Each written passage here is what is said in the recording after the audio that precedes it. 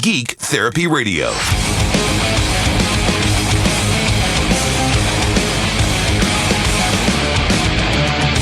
Welcome to Geek Therapy Radio.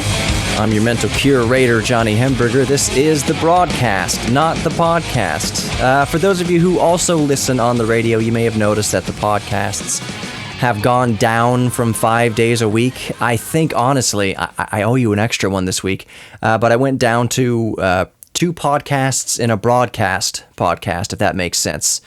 So 2 individual podcast exclusives, and then I also upload this podcast later on as a broadcast. And I did that for a few reasons. One mainly is that it was taking away too much of my time to geek out on my own geek things. You know, every week on here I talk about the stuff that we're all geeks about. I say we're all geeks about something, you know, what's your geek thing? So I spend a lot of time on a variety of topics on the show, and I'm the only one here. I'm the only one doing it. I'm the only host, producer, salesman, everything, editor, all of that for this broadcast and podcast, including the Geek Therapy Radio YouTube channel.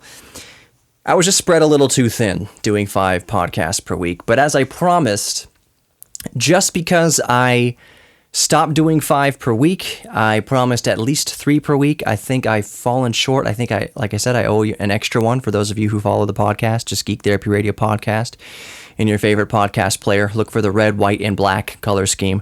That's me. So I apologize that I've gone down, that I skimped this week. I promise that I will make it up to you. I also said that while I went down from 5 a week, that there could be weeks that I just have so much to say, so much happens that I do 6 uploads or 7 uploads. I just stopped putting a definite limit on how many I was doing. So right now the goal is minimum 3. So anyways, the last thing I'll say in terms of housekeeping for my broadcast listeners is that you can always reach me directly through email, geektherapy@iheartmedia.com. I really want you to send me, if you have a classic car, I really want to see that. If you have vintage computers, some old computers, old Commodores, old Amigas, whatever it is, a 286, 386, even if you think, oh, no one's going to care about this old piece of crap, I assure you there are tons of us out there who very much care a lot of craps about that old piece of crap. Some of us would actually crap ourselves if we saw that you had an original Apple Lisa or whatever, Macintosh. So if you have old computers, I would love to see that. GeekTherapy@iheartmedia.com. If you're an artist, GeekTherapy@iheartmedia.com. If you make music, I would love to showcase your music on Geek Therapy Radio if it's clean.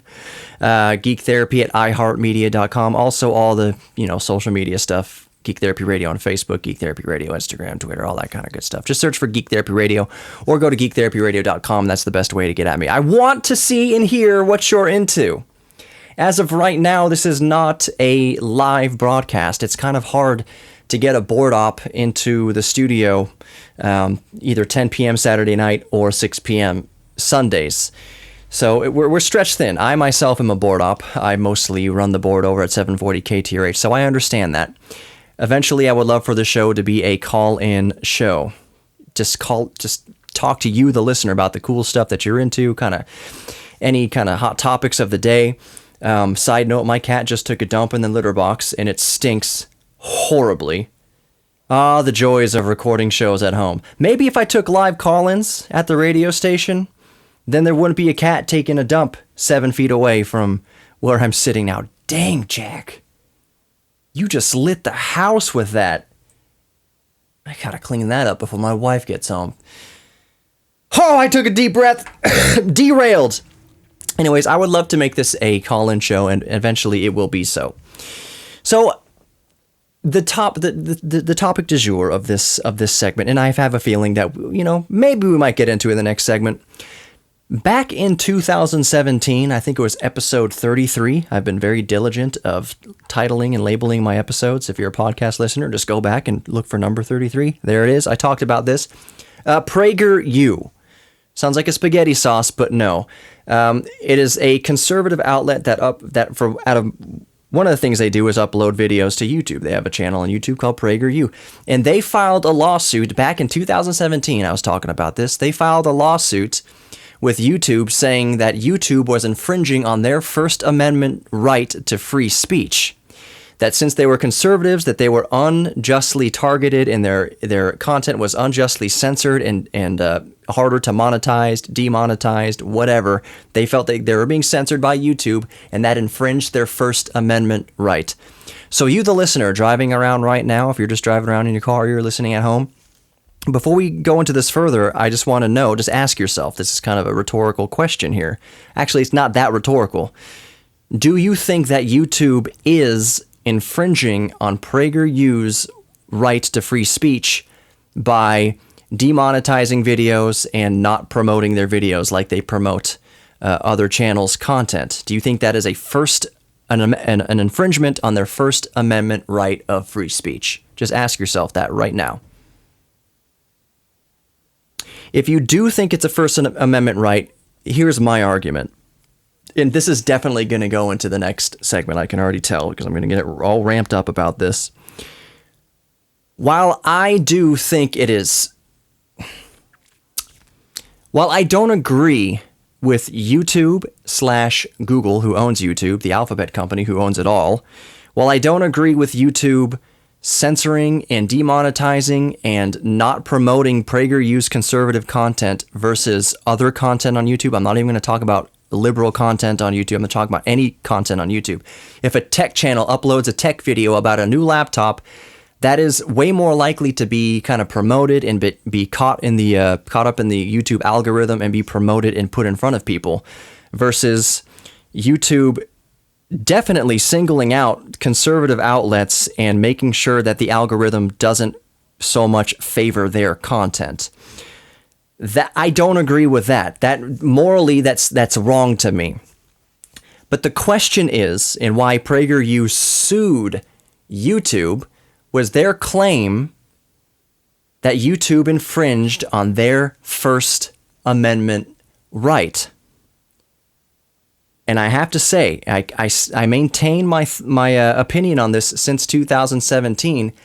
I don't think that YouTube infringed on anybody's First Amendment right. And we'll get into that more in the next segment coming up, because there's so much to say. There's 20 seconds or so left in this segment total, this first 8-minute segment. I don't have time to get into it. So let's talk about that a little bit deeper in the second segment. You're listening to Geek Therapy Radio. It's going to get juicy. Stick around.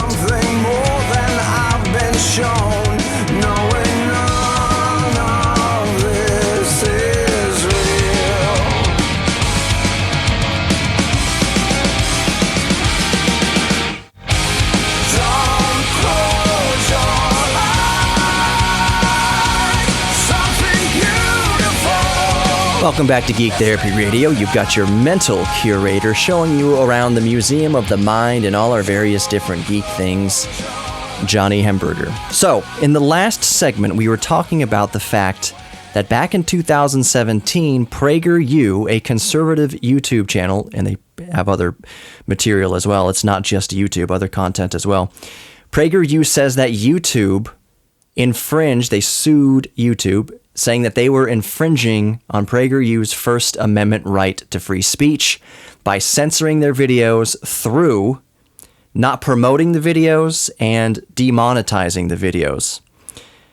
Basically, that the form of censorship YouTube took wasn't just, it wasn't at all that YouTube said you can't upload this content, or YouTube went through and deleted videos. That wasn't the case, and that wasn't what Prager U was even claiming that YouTube was doing. YouTube was allowing Prager U to upload all the content they want, but YouTube was not promoting those videos. The algorithm was stacked against, in this case, conservative viewpoints, conservative content gaining any traction with the YouTube algorithm. So basically what the algorithm does is it takes things and it's listening to all the audio of uploaded content. It's looking at all the screens, all the frame-by-frame images that make up a video, all the audio, everything being said, and it's running it against an algorithm that's picking up certain keywords, picking up certain content, certain subject matter, and deciding, hey, is this something that out that the machine basically will promote automatically or not? Or does this hit enough keywords that it's not going to be boosted in our algorithm?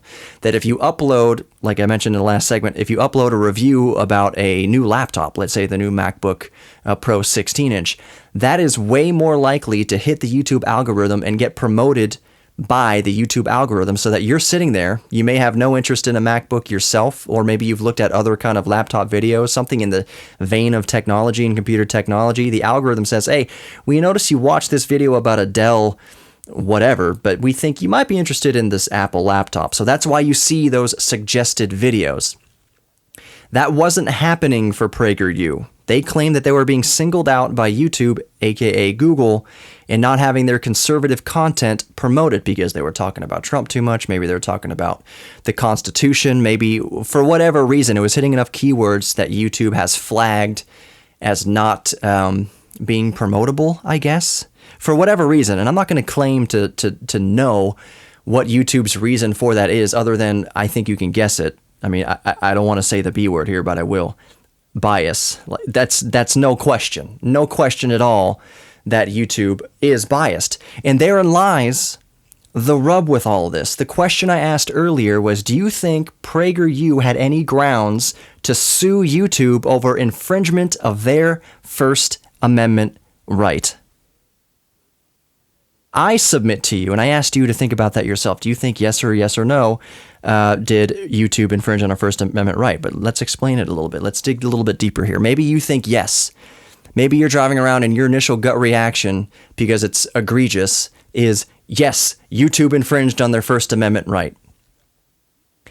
I submit that as douchey as it was for YouTube to do what they do and purposefully flag conservative content as not promotable, which is effectively what YouTube did, I still submit that while that is not right, that is not an infringement on First Amendment rights. And I gave you a couple seconds of dead air for people to turn the radio knob if they want to stop listening to this. But now I'll explain for the more open-minded. That sounded douchey of me. Anyways, it's not a First Amendment right. That is a private company, a private corporation exercising their free will to, as you would see in any mom and pop brick and mortar establishment, a sign on the wall behind the cashier that says, "We reserve the right to refuse service to anyone." You also see signs that say, "No shirt, no shoes, no service." YouTube, in this case, and here's why it's not an infringement on a First Amendment right, because YouTube does not represent the government. First Amendment rights only, and I mean only, pertain to the government, to the private citizen and the government. That's what allows people to go out on the streets and protest and right to assembly and all that stuff and say the worst things about the president without fear of retaliation from the government. Now, this isn't Coast to Coast AM. We're not going to get into conspiracy theories here. Whether you believe you can say whatever you want about the president or officials that you want and receive no repercussions, that's one thing. There's a lot of people who've spoken badly about the Clinton family and wound up committing suicide with 2 bullets in the head. That's no conspiracy theory there. That's just what happens. Oh, they committed suicide. Oh, yeah, 2 bullets? They didn't get themselves in the head with 1? That's kind of dark. So leaving the conspiracy out of it, according to the Constitution, the government cannot infringe upon your right to free speech in terms of what happens between private citizens petitioning their government or saying whatever they want about the government or any officials in it. YouTube did not, as sucky as it is for Prager U, and as sucky as it may be morally, YouTube did not infringe on Prager U's First Amendment right, because YouTube is not the government. They are a private business. They are a private enterprise. And I'll put it in a better way to kind of bring it home, make it more relatable. If you walk into your neighbor's home and you say something that they disagree with or you offend them in some way, that's your neighbor's private property. You agreed. It's an understood agreement that, hey, you're on their property and they are the masters of their own property. If they don't want you wearing shoes, this is a perfect example of this.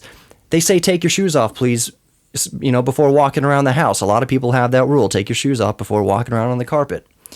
They can kick you out if you don't want to wear shoes because they own the property. That is their own property. A business can throw you out if you don't wear a shirt or shoes. No shirt, no shoes, no service. When you upload to YouTube, it is clear as day. I know this because I do upload things to YouTube. It's clear as day that you are engaging in an agreement, a user agreement between you and another private company, that you agree to abide by all the rules and regulations and whatever of YouTube, that YouTube reserves the right to censor what you say. YouTube reserves the right to not promote what you say. YouTube even reserves the right to outright delete any of your videos if it's particularly egregious, if it's child porn or something like that. But there's nothing in there in YouTube's agreement that says, hey, just because you upload something doesn't mean we have to promote the heck out of it. YouTube is a private business. It can do what it wants. So the court found, after 2 years, and I knew this would be kind of lengthy because it involves money and everything like that, the court found what most people already knew, that no, Prager U did not, or YouTube did not infringe on Prager U's right to free speech, First Amendment rights, because YouTube is not a government entity. It is not, thank God, owned or state-run. There is no infraction there. The whole thing kind of seems funny to me, and again, officially, I think it's crappy that YouTube singles out conservative speech and subdues it. It should be an open platform. Whether or not you agree with somebody, it should be the same thing for left speech or liberal speech. It all should be equal. Voices heard equally. But then again, it boils down to, it's your property, it's YouTube's property. They can do whatever they want on their own property. And you agree to abide by their rules when you enter their property. Just like you agree to abide by a restaurant's rules when you walk into their business. That's all that's happening here. I think it's crappy that YouTube goes out of its way to squash conservative ideas. It's just not right ethically to squash any one group's ideas over the other, as long as it's not straight up hate speech, as long as it's not straight up fear mongering or trying to get people all riled up and violent toward each other. I understand quelling that kind of thing, but if it's just, hey, I have a conservative principle or an idea, you should be able to share it equally with a liberal idea. It's just all fair. It doesn't matter what you agree with or what I agree with, somebody else's opinion. They're just opinions, and they should be allowed to be shared freely. But Google did nothing wrong legally by they certainly didn't infringe on Prager U's First Amendment rights. I think we'll continue this a little bit more in the third segment. Don't go anywhere. You're listening to Geek Therapy Radio.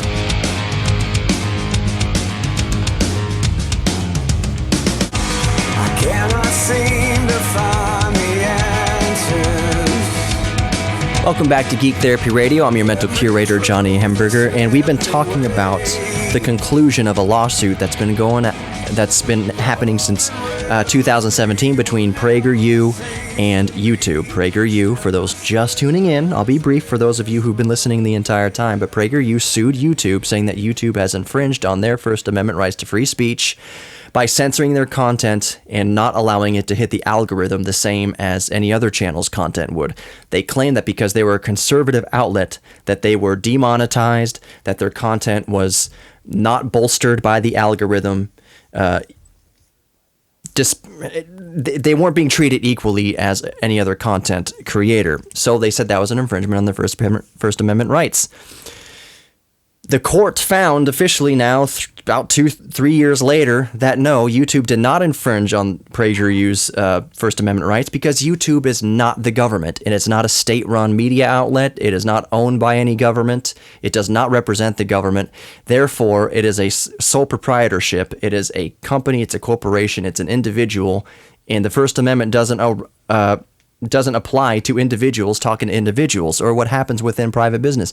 Do you remember back a few years ago, several years ago now, that a cake shop that didn't want to bake or refused to bake a cake for a gay wedding, and all the flack that the cake shop here in the United States, for international listeners, the cake shop owner said, you know what, we personally do not we don't believe in gay marriage. They're not picketing or saying, hey, don't get married or anything like that. They're just saying, we just don't want to make a cake for that wedding. And all the crap that they got for refusing service to a gay couple by not making a cake, which was just, I understand it was a fireball issue, it was a hot button issue. At the end of the day, just like YouTube here, at the end of the day, it was a private business. In the private business, reserves the right to refuse service to anybody for any reason. It is not an infringement upon another individual's rights. When you walk into someone's private property, if your neighbor comes to your house and starts calling your wife fat, your neighbor, at least in Texas, can have a lot done to him in your house. A knuckle sandwich for many people is recourse for talking smack about someone else's wife in their own home. Because it's your own house and you can treat people however you want in your own house, up as far as speech is concerned. Not to say there wouldn't be a legal battle if you punched your neighbor in the mouth. He could sue you. It could be an ongoing thing. That's the other thing. In Texas, we have, what's it called? If someone's breaking into your house, you can shoot them dead in your home. Now, theoretically, that makes a lot of people, yes, that's a right that I have. It makes me feel safer that everybody is on the same page. If you break into my house, I can shoot you dead and technically, legally, not suffer for it. But that's not the case. If you ask anybody who unfortunately had to take someone's life in their own home, the legal case, it will ruin you. Hundreds of thousands of dollars. You need insurance. Any gun owner who plans to lethally protect his house should have insurance. No, this is not some infomercial for gun owners insurance or anything like that. But it's not that easy. You can't just punch someone in the mouth in your house, and you can't just kill somebody who's breaking into your window without being drawn into a long legal battle proving that you were in the right to do so. Whether it's legal or not, and people who have been through this know that it can ruin your life. Taking someone's life on your own property can ruin your own life legally by proving that you're in the clear to do so. Easier said than done. It's all just easier said than done. All these Rambos that say, oh, if someone came knocking at my door, I'll just shoot him in the face. Yeah, will ya? Will ya? Have you thought this through a little bit? Even a tiny bit? I understand that it is within your legal recourse of action that you can take a life of somebody who threatens your family, but if someone just knocks on your door and you shoot them in the face, you don't think you're going to be in a courtroom for the next 5-6 years proving your case that this person at the door was a threat? You can't just kill somebody for no reason. They have to prove that they're a threat. All these you hear them at the bar all the time. I'm getting so sidetracked. You hear them at the bar all the time. It's 5 or 6 drinks in. Yeah, someone showed up at my door. I'll shoot him in the face. Will ya? I don't advise you do that because you are basically taking 2 lives there. You will be ruined if you shot anybody who stood at your door. I know they're just drunk and talking out their butt. Point is, we're talking about the relationship between 2 private individuals and how the First Amendment does not exist between 2 private individuals. If your buddy says something that you don't like, he is not protected by the First Amendment. The First Amendment only protects you from the government. If your buddy says something stupid, you pop him in the mouth for it. So many people mouth off these days, and it's obvious they've never been popped in the mouth before for it. I'll leave it to you to decide whether that's a good or a bad thing, but we got a lot of entitled brats out there running their mouths about all sorts of things, doing all sorts of things because they never got popped in the face for it. I'm not suggesting you hit anybody. I'm just saying it's obvious who's out there who's never been slapped for running their mouth. People walking into store. Oh, here's the other thing. I'm getting so... Just humor me for a little bit. I used to wait tables. I think everybody should wait tables for at least 6 months out of their life. Everybody should work customer service or wait tables for at least 6 months. It will humble so many of you who have not done that to the way businesses works and the depravity of people you serve. That the customer is almost never right. And if you do treat the customer like they are always right, it just creates just an entire culture of entitled brats. And here's what I'm saying. Here's how it would manifest when I worked at the Cheesecake Factory. Sorry if I'm getting a little opinionated here. That's what we do here in Texas. We're allowed to get opinionated. I would have people come in, order, a $70 steak or whatever, a ribeye. Just the most succulent, awesome steak that you could get for $70. Now, $70 isn't a drop in the pan compared to what other steaks could cost. You can spend $200, $300, $400, $500 on steak easy. Anyways, but it's not cheap. $70 steak. They would eat almost all of it, if not usually all of it. They would eat the whole meal, and then at the end they say, I want to talk to the manager. Oh boy, get the manager over. That steak wasn't very good.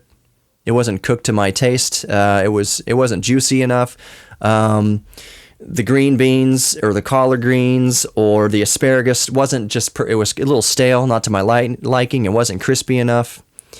Just like you ate the entire meal, the entire thing. And now you're trying to use this ruse that something wasn't right about it. And since a lot of businesses adopt this ideal that the customer is always right, now the manager is going out of his way to take $20 off the bill or whatever, and you're not going to leave a tip for the waiter. I always knew that. If they asked the manager over because they finished their meal, I need to talk about the meal with the manager. I'm not getting a tip. These cheapskates, they haven't been popped in the mouth in the last 2 decades. They think they can get away with this kind of stuff, treating businesses like this and other people like this. They're going to eat the whole steak and then say that it wasn't to their liking because they know that the business mantra is that the customer is always right, even though the manager in the business knows that the customer is wrong and the customer is manipulative and the customer is just being a brat because they can throw a tantrum. They're adults. And they've learned along the line that they can throw a tantrum and make a big enough scene that they'll get what they want. That's not a good thing. And I don't know how I got onto this off of the First Amendment and Prager U. The only way I wanted to wrap up the Prager U discussion was that part of what seems silly to me, that Prager U was suing YouTube for infringing on their First Amendment right, which the court rightfully found that no, YouTube wasn't, because YouTube's a private business, and the First Amendment is only something, a guarantee between citizens and their government. It's funny that a conservative outlet like Prager U sued another private company for exercising that company's own rights. That they got the government involved to intervene because they felt they weren't being treated right by a business and claiming that the business infringed on their constitutional rights. That's funny to me that a conservative outlet did that. Just on the surface, when you kind of look at everything like, so a conservative outlet, and I'm not downplaying conservatives at all. I definitely would say that I definitely lean more right on issues than left. I came out and said it.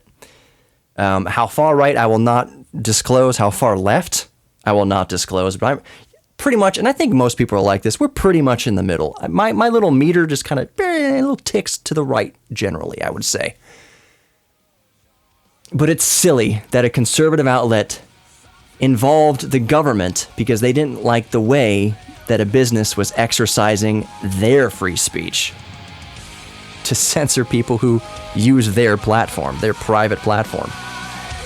That is a little bit silly to me. The whole case is silly to me, and I was so floored when I saw this come back up across my newsfeed that the court found that YouTube was completely in the clear. No, they didn't infringe on a First Amendment right because YouTube's not the government. Let's lighten things up in the fourth and final segment of Geek Therapy Radio. Don't go anywhere. We'll be right back. To save tomorrow. It's not Welcome back to Geek Therapy Radio. You've got your mental curator showing you around this museum of the mind and different geek subjects that we're into. I'm Johnny Hemberger. So, I mentioned at the very beginning of the broadcast how I've weaned myself down from doing 5 podcasts and a broadcast per week because it was taken away from my geek time. That I am I'm into a lot of stuff, a lot of different stuff. My first geek thing, obviously, is music. I love music. I'm in my home studio right now. I've got an entire wall full of guitars. My Schecter Demon 6 FR, Fender Stratocaster, another Fender mandolin, a slew of other acoustics. There's a Guild over there. A bass, a Squier bass, because I'm not a bassist.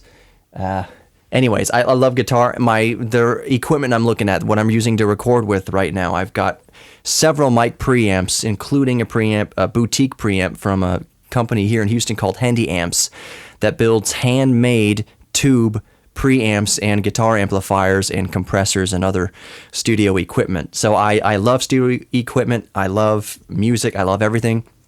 This show, if you haven't noticed already, if you're listening to the podcast in super high fidelity, because I upload everything at the highest fidelity possible, knowing that it'll be streamed at a lower quality, but still, digital purity. If you haven't been able to tell right now, this entire show has been on a cassette tape again. A while back, I did it. I recorded the show and put it onto cassette tape, running the tape on a professional machine at super high speed and with DBX noise reduction. That's recording studio grade noise reduction involved, because I wanted to hide the hiss. I wanted you to hear how good cassette tapes are that you don't remember, because most of our memories with cassette tape, including mine, were that you tried to record stuff off of the FM radio with a crappy little boombox, and tapes were just a nightmare. They sounded terrible. They sounded super hissy and dull, and the tape would come out and the tape machine would eat the tape. Now, I've got a good Tascam. I've got a 688 and a 644. It's a 4-track cassette recorder and an 8-track cassette recorder. Right now, I'm using a Tascam 644 4-track cassette recorder, but I'm recording it with no noise reduction and at the slower tape speed. You can select 2 speeds on there for higher fidelity or for normal. It's just on normal tape speed right now. This is as fast as it will play in any sort of cassette deck or Walkman or car tape player, if those still exist. Email me if you're still rolling around in a car with a cassette deck on it, because I am kind of jealous of that. GeekTherapy@iheartmedia.com. If you don't remember that, just remember GeekTherapyRadio.com. There's ways to contact me there too, and all the social media, Facebook, Instagram, YouTube, Twitter, all that stuff, Geek Therapy Radio. But this whole show is on a cassette running at normal tape speed with no noise reduction. And you should hear now, if you haven't noticed already, a little bit of background hiss. If you're listening to the digital podcast, little analog goodness, it still should sound pretty good. I guarantee you, if you're listening to this on AM radio, you had no idea. And if I hadn't told you on the podcast, you might say, well, there was something in there. I just thought maybe the equipment is a little, who knows? But wow, surprising. That's tape. I never remembered tape sounding this good. Well, when you have the right equipment, it can sound very good. Digital just made it easy to get it right the first time, every time, and have it be reproduced perfectly on any sort of playback device or encoder and decoder. The joys of digital. So anyways, I love geeking out about that kind of stuff. But something that I've been doing, I don't know why I've been doing this to myself for the past week, is here in the nerd cave, the geek cave, I guess you could call it. I've got all my cubicles and things of old equipment, Game Boy, Super Nintendo, NES, tube TV, a CRT monitor, a Commodore 64, an Atari ST 520, a 520 ST FM, all sorts of stuff. Tape decks, Pentium 4 computer, Pentium 3, Windows 98 computer, a turntable with an Ortophone Blue cartridge. That's a very nice cartridge. Cost more than the turntable itself. All my joysticks, arcade joysticks, my arcade machines outside the door. But here's what I've been doing to myself for the past week. I have a netbook. I like to keep kind of one example of computer from each era. So that's why I've got the early 80s Commodore 64 and the Atari ST, the Pentium 3 from the late 90s, the Pentium 4 from the early 2000s. Of course, the computer I'm using to record on right now is state-of-the-art 2015, so there's some upgrades to go there. But I have one of the most powerful netbooks from 2010. It's called the Asus 1215N. And the reason why I got it several years ago used is because, for anybody of you who've thought about this or know, Intel Atom processors were just the lowest end mobile CPUs that Intel made. They were just garbage weak. But on the 1215N, they paired that Intel Atom CPU, the D525, which is dual-core hyper-threaded, 1.8 gigahertz, but they paired it to discrete graphics, NVIDIA Ion graphics. That's right, in 2010, ASUS paired NVIDIA graphics with an Intel Atom processor.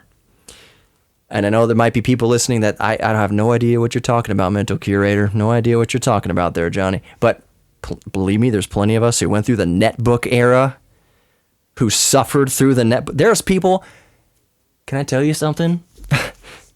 Outlaw, I can't confirm this because maybe he's upgraded in the past year. Outlaw Dave has a netbook that he still uses. God bless him. I love Dave. I've co-hosted with Dave. I've filled in on Dave's show. Dave has taken me under his wing. He's an awesome mentor. But I remember recommending to him back a couple of years ago. I was like, dude, that's a netbook. You are only doing yourself a great pain in trying to keep using a netbook for whatever reason, for anything more than checking emails. And even checking emails in 2018, 19, 20 with a netbook is such... You are wasting, man, seriously, you're wasting hours of your year, hours, if not days total, by waiting for a netbook to do whatever a netbook does slowly. But that's what I've been doing this past week with the 1215N because it was the best netbook of a decade ago. Had the NVIDIA built-in graphics, which were okay back then, but are terrible now. I did put a solid state drive in there and I maxed out the RAM to 4 gigabytes, but mostly the solid state drive that's the biggest thing. If you haven't updated your main computer to a solid state drive now, they're so freaking cheap and it is like getting a brand new computer. It doesn't matter how old your computer is. Pop a solid state drive, go to Micro Center. This is not an ad for them. Go to any computer store, buy a solid state drive, clone your drive to the solid state drive, pop that into your computer. It's a night and day difference. So I put the solid state drive, an Intel solid state drive, into the netbook from 10 years ago. And it helped. It helped. I tried installing Windows 10 on there. That's where I started all my benchmarks and everything. I'm making a whole video about this. I've already recorded the voiceover for the script and everything. Recorded all the B-roll footage. I'm making a video documenting all this. I put Windows 10 on there and it was atrocious. Windows 10 is horrible. Windows 10 isn't horrible out the gate. It's horrible on a netbook because mostly it's that ASUS doesn't have any drivers on the website for that book, for that 10-year-old computer for Windows 10. That's the big culprit. When I went back and installed Windows 7 on there, 64-bit Windows 7, it was way better, way better. It was better than it ever was 10 years ago. That said, and this is my whole point, bringing it all around to say, while yes, it seems that computer technology is plateauing, really, we're down to the 7-nanometer process, thereabouts 5-nanometer process on mobile chips for Apple, for iPhones and for Androids and Snapdragons and stuff like that. But we're reaching the end. The early 2020s is when Moore's Law was forecasted to start plateauing, and we're there. The physical end of Moore's Law, we can't make transistors much smaller than we are now. But you go back 10 years, state-of-the-art, netbook, mobile computer 10 years ago, whew, we are spoiled in 2020, buddy. Let me tell you. Yes, there are more powerful computers in that form factor, but they cost like $1,500, Alienwares and stuff like that. But netbooks, glad they're gone.